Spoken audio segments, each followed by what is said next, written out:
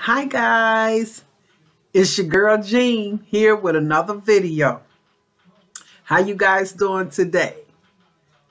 This is a blessed and perfect day, isn't it?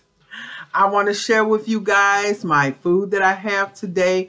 My mother sent this plate over yesterday and we got some turkey necks with stuffing and rice. We got some mustard, no, these turnip greens and some yams.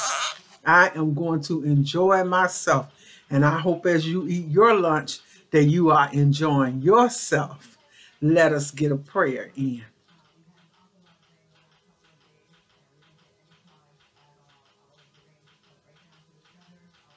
Amen, amen, amen.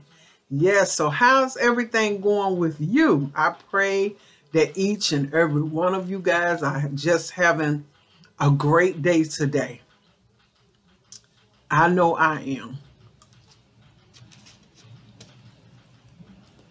am.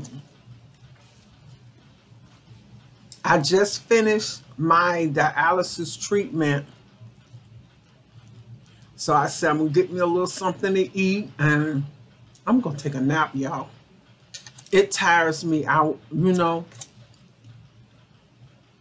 And so I take a little nap and I'm usually feeling a little better after my nap.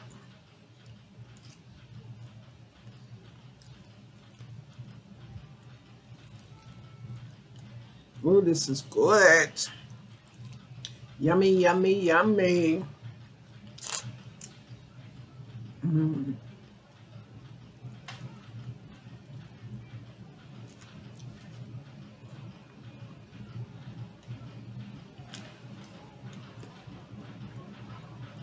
How's the weather in your area? It's hot and muggy here. Very humid, and it's supposed to get hotter as the day progresses along. I don't have to go out in it today. I'm gonna be right in here in the air conditioner.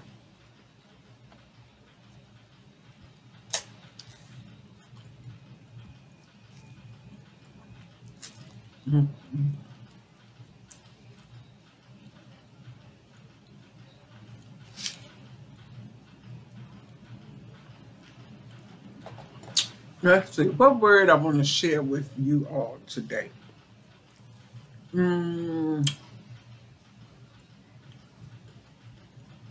Let's see, what can I share with you all today? Something with faith. So we know Hebrews, it says faith is the substance of things hoped for, the evidence of things not seen. That means it doesn't have to be in our face to believe it. We have to believe in our heart the word of God and God working in our lives. You know, some people don't believe unless they see. They have to see it with their own eyes. They have to touch it. They have to hear it. But faith works. And just keep believing and keep believing. And sometimes it may seem like nothing's going to change. Everything's going to stay the same. And if you believe that, guess what? That faith is not working in you. And you just got to believe that the things that you need and pray for, that things going to get better for you, that you're going to be healed, you're going to be delivered. And just keep believing, keep believing. And just let your faith grow. Let your faith grow. Look at the many times that you've been brought through situations that you probably didn't even think you was going to come up out of it, but you did. And so sometimes we have to go through. No timeline on it, you know. You could be dealing with a situation for 6, 7, 8, 9, 10 months before things change. And it's hard, but you got to learn how to persevere and just keep believing and keep praying. And just let your faith grow. Let your faith grow, and faith will work for you.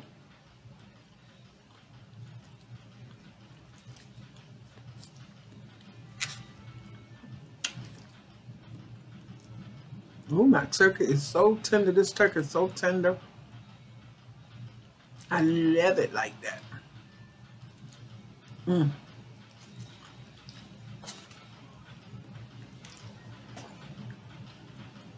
I wanted some turkey necks the other day. And when I went to the store, I didn't like the way they looked. They were little skinny, scrawny ones. I said, man. So I didn't even get none. So I thank goodness my sister bought this back from my mom's house yesterday. And I didn't eat it yesterday because I had already cooked dinner. So I said, well, this will be perfect for lunch. Actually, I eat some for lunch and then I'll finish it for dinner. So that means I don't have to cook it all today. Thank goodness.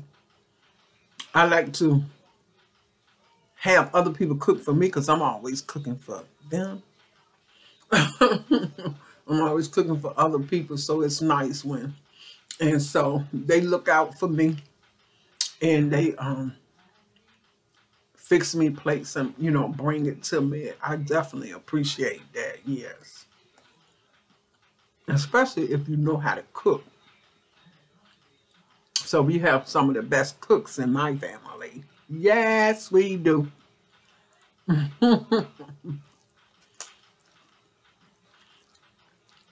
Even my brothers know how to cook.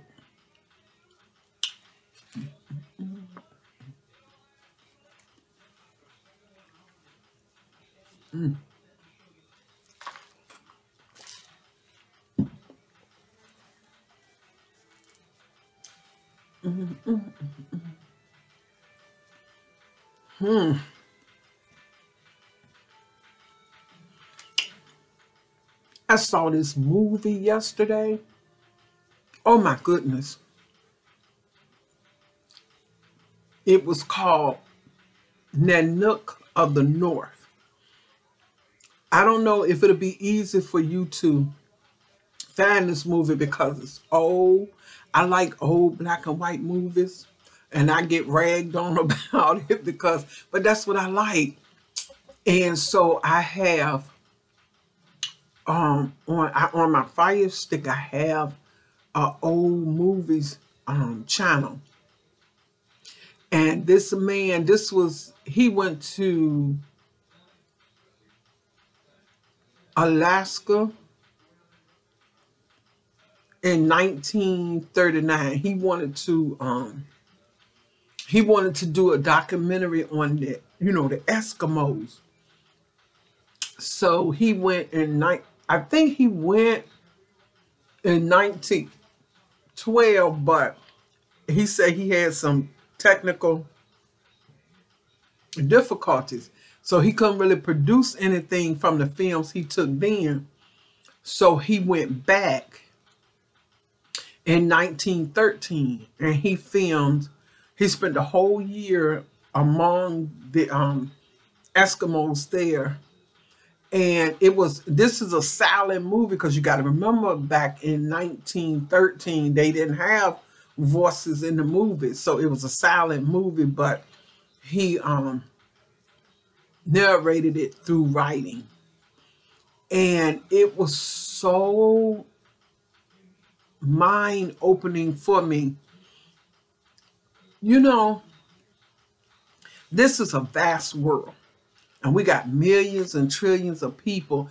We have people over places that we did never know and we'll never know that are here. And we don't know these people, their lifestyle, or anything about them. And, you know, we have always heard of Eskimos and how they kiss with noses. And, you know, you hear different things like that. But this movie will open your eyes. You'll be like, oh, my God, people lived like that. I'm like, oh my goodness. He, first of all, it's cold. The whole year round is cold. At this particular time, because I'm sure they don't live like that now, but in 1913, when it was the summer, I guess the summer and springtime, they lived in tents. They actually lived in tents. And when it snowed, it snowed. And I mean, snow everywhere. It was freezing.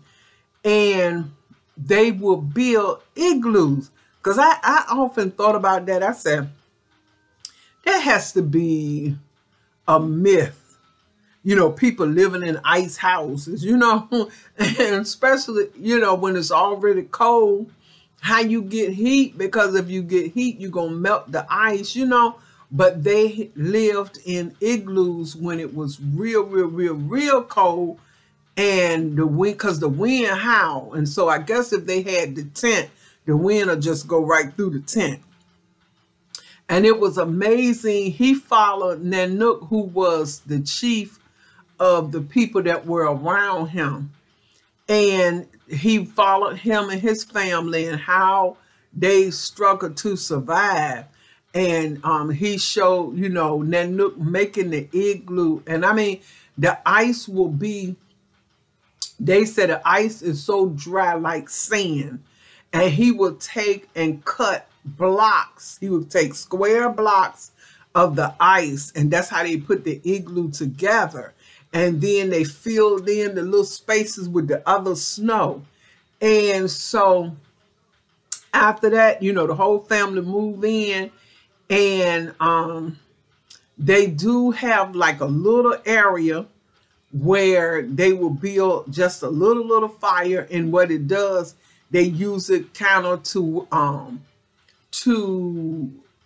make water. They take the ice and put it in a pot and they make water. And then, but it's real small, so it won't melt. And they will, the only thing they could eat, because they have no grass, they have no dirt, so the only thing they could eat was meat. No vegetables, no plants, none of that. And so he will go out and he will hunt and catch these sea animals. And that's how they ate. But the thing that, oh my gosh, I was like, they ate, because I don't do sushi, so I know people eat raw seafood. But they will catch a seal, right? He caught a seal. And they skinned the seal, because they can sell the hides. They make things with the hides, like their canoes and stuff. That's how they keep the canoes together. And or they will sell it to, it was like a trading post, and they will sell it to the white man. And they will sell it to the white man because they don't need money, because you can't buy anything. They don't have a store to buy anything. They just have the trading post. And so they would trade for knives, because they definitely need knives. And so they would trade it for knives, them big long knives like that. And they sharp. They would trade it for beads and maybe some candy or different things like that. And after they split that hide open, and all you see is the fat of the animal, and you know the other, you know, parts of the animal. Of course, it had, you know, the meat of the animal. And they will just take it right there from out the sea. They don't wash it off. They just take it from off the sea, and it's on the ground, and they just start cutting and eating, because they were hungry, and just eating and eating. And one of the things that I was like, oh my gosh, I felt so sorry, but I knew it was their way of life. But to see somebody, the babies, like Nanook had a son. He had had a son, he had a daughter, and then he had, I think the baby was a boy.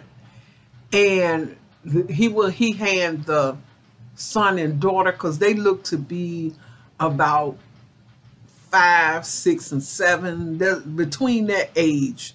I don't think they were older than 8, but he would hand them a piece of that, and the children were just eating.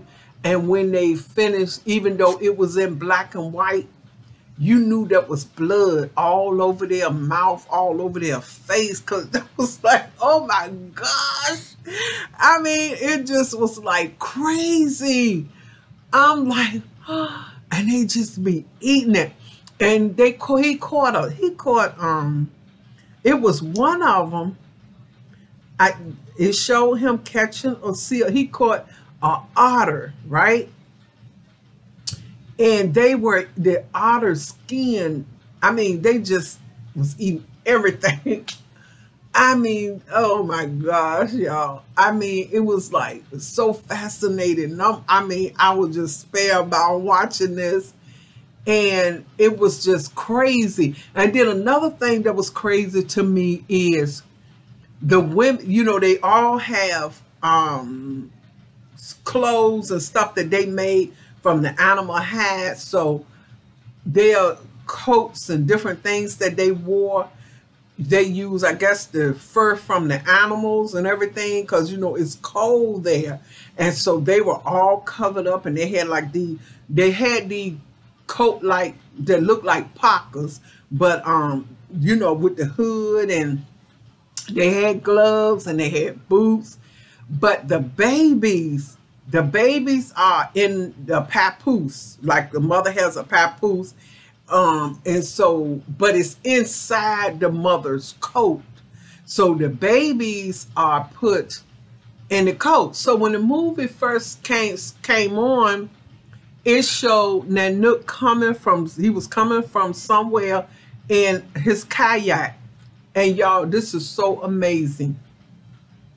When he pulled over, that kayak was like, it was long, but it was like, maybe, to me, that's how it looked to me. Like it was only probably about that height. But as he's pulling up, one of the children, I don't know if it was the boy or the girl, they was laying on top of the kayak. And I was like, oh my God, that was so dangerous, because you have icebergs all around. And so he's trying to maneuver to get over, you know, to land. And I'm like, oh my gosh, but the child wasn't scared. It was, guess they were just used to it. That's what they do. And then as he was pulling up, you see a little head pop up. I was like, wait a minute, is a baby between his legs, right? And so the baby head went down. You don't see the baby anymore. So then Nanook gets off, and he helped the child that was on top of it, the kayak, get off. So then he went and he reached down, and up comes the wife. Up comes the wife. And I'm like, wait a minute, where did that woman come from? Because if you see how flat that kayak was, I'm like, oh my goodness. And so she gets out, and then she reaches down, and she's handed the baby. And I seen somebody hand her. So I was like, wait a minute. So her and the baby. And the thing about it, guys, the baby was buck naked. They do not put clothes on the baby. And I guess it's because they down inside their clothes. That threw me. I was like, wait a minute. It's below degrees. All of y'all covered up with all that animal fur and all this stuff. And you just pulling this baby out buck naked. And it didn't seem to bother the baby. And so then The other child comes out. The other child gets out. So that's the wife and one of the children and the baby down flat. So then the puppy is lifted up out. So they had like a little husky puppy. They are so cute when they little, but they vicious when they get older. And then another girl gets out. I don't know who after watching that whole movie, I don't know who she is. I said he must have had 2 wives, because when they go to sleep, they lay their pelts and stuff on the ground. And so they take off their tops, all of them. Then look, the 2 females, they take the clothes off the children, and they lay down and they cover up in the in like the fur. They cover up in the fur, and that's how they sleep. I'm like, but I was like, okay, wait a minute, them 2 women, because at first I thought one of the women might have been another man. So I don't know if that was his 2 wives, his sister, or somebody, mama, I don't know, but they didn't mind being bare-chested in front of him. So I was like, but it was so crazy to see all of them get out of that flat kayak. And it was just the whole movie. It was just so amazing. I just didn't know that people lived like that. He went fishing, right? And he caught a big fish, and then he caught a medium-sized fish. He caught the medium-sized fish first. He used harpoons. That's how he catch he caught the otter and the seal and the fish. He used the harpoon. And he pulled the first fish up, which, like I said, was like a medium-sized fish. And he stopped biting it. That's how he killed it. He just biting. I'm like, what is this? He biting them up up in here somewhere. But then when he got the next one, that was a real big fish. He took the harpoon and he hit him on the head. That's how he killed that fish. But the saddest thing I could say out of that was when the winter rolled around and he built the igloo and stuff. This was like going toward the end of the film, because I really wanted to see more. I had more questions, I wanted to see more. And it was a storm. Oh man, it was a crazy storm. And he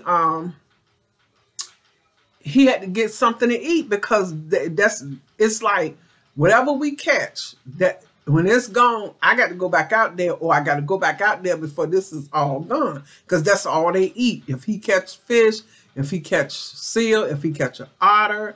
I think one time he caught a fox, and so they skinned the fox so that they could sell the trader the fur off from the fox. But it was a small fox, but they showed him catching that fox. And so word had got around town. It wasn't many people that lived on that island. And word had got around town that the walruses were migrating in a specific place. And that was the most people I seen that whole film, because all them people came out from where they was at. And they went, and so you have to kind of like stay back so you won't spook them. And so they laid there for a while, and then the walruses realized, okay, somebody watching us, and they was like, hurry up and getting back to the water. But they so big, they can only move so fast, and so they were able to get one. They were able to get one walrus, and it was sad because the commentary says that they are like 2 tons, like they 2,000 pounds, and they struggled to pull him, and he was fighting back, and it was a long tug of war to get that walrus. And so the walrus mate came trying to help, but it didn't work. So they got that Walrus, and they were so happy to get that. Oh my goodness, they were so happy to get that. But the saddest part, like I say, was he needed to go get food. They just have to go out every day. And when they go out, the whole family go out. I'm like, why bring them babies out like that? But everybody went out, and so they caught a seal. And they caught a seal. And so the dogs was acting up. The dogs were hungry. And they was fighting each other. They was trying to get at that seal, and they were hitting the dogs to get them back. And so when they were growling their teeth. And so they were throwing the dogs, you know, some parts of the seal and everything. But it was real crazy. And so when they got back, because the dogs would not stand in line, you know how we see where they have the dogs and then they have the sled. And so, but they had little puppies pulling them. They didn't have like we see in the movies, the big husky dogs pulling them. But these was like the little puppies pulling them. And they wouldn't act right. So finally it would start getting dark, and they wanted to get back before it get dark. And so they finally got the puppies to act right. And so it was too dark for them to try to find their igloo. So they found an abandoned igloo, and they moved in there. Now, when Nanook built his igloo, he made a small one for the dogs, so the dogs wouldn't be out there. But this one didn't have one. But he did take the baby puppies. He took 2 of the baby puppies with him in the igloo, but all the rest of them, they were outside. And I believe they all died. It doesn't tell you it ended like that. It showed you them in the igloo sleep, and then it showed you the dogs outside. And the snow was just blowing. The snow was blowing, and it was, oh, those pretty dogs. The snow was covering them and covering them and covering them. And I'm like, oh, these dogs gonna die. I know they are. And at the end of the film, he showed you, it was about 6 of them, 5 or 6 of them. And they were fighting sleep, but they were so cold. And he showed you them laying on the ground, covered in snow. I was like, wow. And that was the end of the film. I was like, no, this can't be the end. I want to know, did the dogs make it? I mean, it was like, and he, in his commentary, he said Nanook wanted him to stay another year, but he didn't want to. That man said, I'm going back to America, because I mean, it was just, oh my God, it was just devastating. But you know, the type of person I am, I think about things all the time. All the time. My mind is running, and I'm thinking about why this, why that, why not, you know. And so the Trading Post had it was a wooden building. And I said, okay, now if you can come and you can build you a post so that you can do trading with these Eskimos, why you can't help them and help them build houses, even if it's because they used to small spaces. Just, I mean, put up some small, I didn't understand that. I mean, part of me did, and part of me understood it, and then, but part of me wanted to say, it's something it seemed like y'all could have did for these people. Because according to his commentary, in that area, it was a vast area. He compared it to England. He said it was about the size of England. He said, but it was only 300 Eskimos that lived there. And the sad part about it is, 2 years after he did the film, he checked on Nanook, and he found out that Nanook had died. He went looking for food for his family, and they say he died of starvation. It was just a good movie. So maybe you can find it in the archive somewhere, and it's called Nanook of the North. And watch it. I think you will really enjoy it. It'll fascinate you and help you to understand that people struggle. You know, I mean, the spoiled world that we have now, where everybody's spoiled and everybody wants this and everybody wants that. But when you see something like that, it just blows your mind. I know it did mine. Well, anyway, I enjoyed chatting with you guys today, and I'll see you next time with another video. Don't forget to subscribe, like, and share my videos. Be blessed.